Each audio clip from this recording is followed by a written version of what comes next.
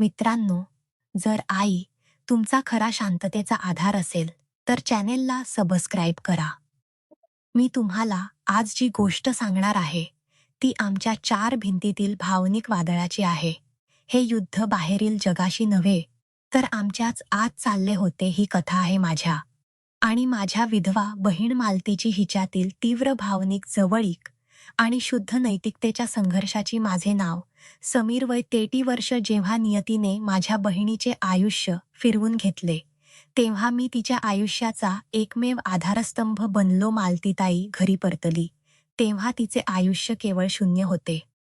तिच्या पतीचे निधन झाले होते आणि तिच्यासोबत तिची 2 लहान मुले, मुलगी 7 वर्षाची, मुलगा 5 वर्षाचा. ती घरी आल्यावर महिने तिच्या खोलीच्या अंधारात बसून राहायची. मी तेव्हा नोकरीत स्थिरावर होतो.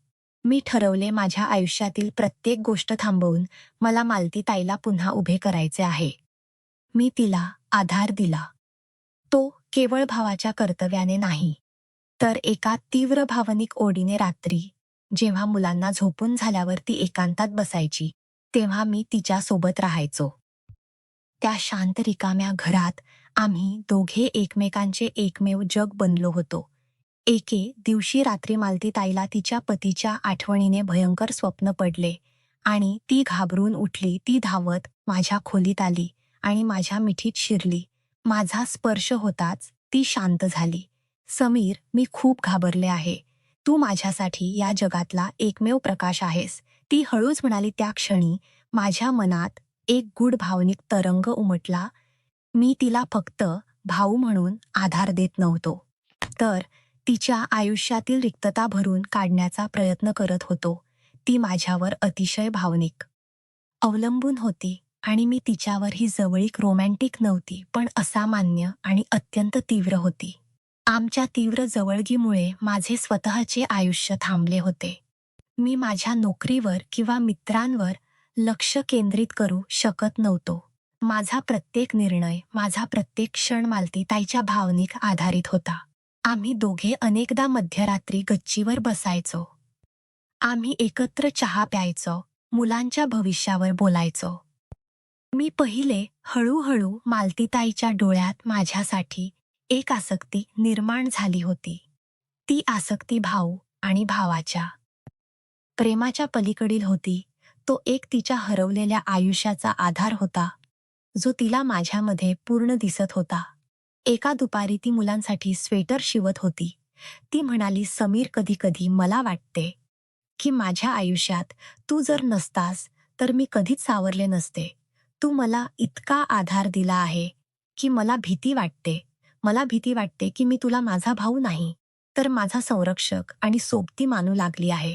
तिचे शब्द माझ्यासाठी वेकअप कॉल होते. मला जाणवले की मी तिला मदत करण्याच्या नावाखाली नकळत तिच्या एकाकीपणाचा फायदा घेत एक भावनिक बंधन निर्माण केले आहे. माझे कर्तव्य तिला जीवन देणे होते, तिच्या जीवनाचा आदर बन नाही.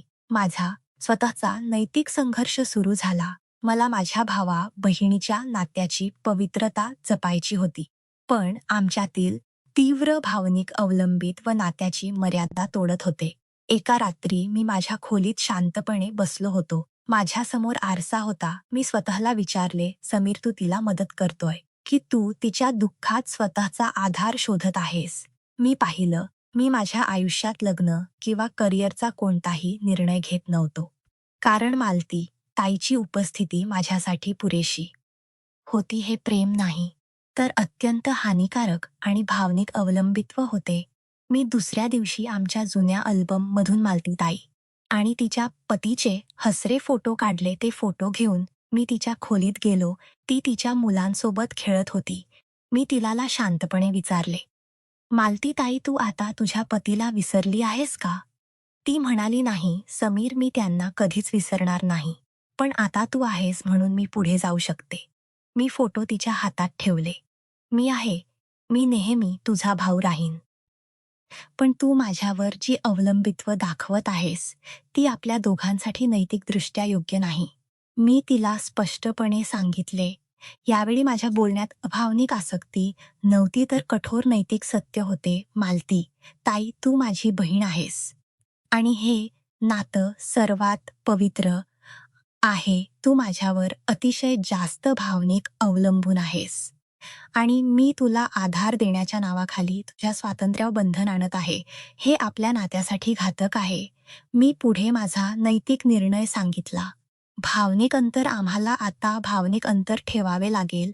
मी रात्री तुझ्यासोबत गच्चीवर येणार नाही. तू तुझ्या मुलांवर आणि तुझ्या भविष्यावर लक्ष केंद्रित कर. माझे कर्तव्य. मी तुझ्यापासून दूर जात नाहीये, पण मी तुला स्वातंत्र्य जीवन जगण्यासाठी प्रोत्साहित करत आहे.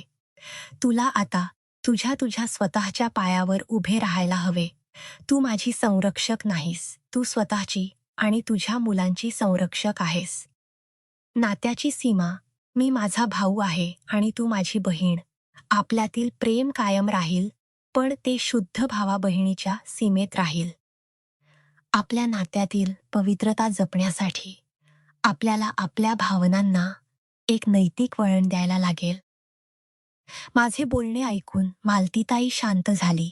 तिच्या डोळ्यातील तीव्र आसक्ती आता दूर झाली होती आणि एक गंभीर आत्मपरीक्षण दिसत होते. मालती ताईला हळूहळू माझे नैतिक महत्त्व पटले.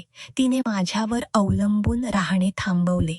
तिने माझा भाऊ म्हणून स्वीकार केला आणि संरक्षक म्हणून नाही सुरू केला आणि स्वतःच्या पायावर उभी राहिली.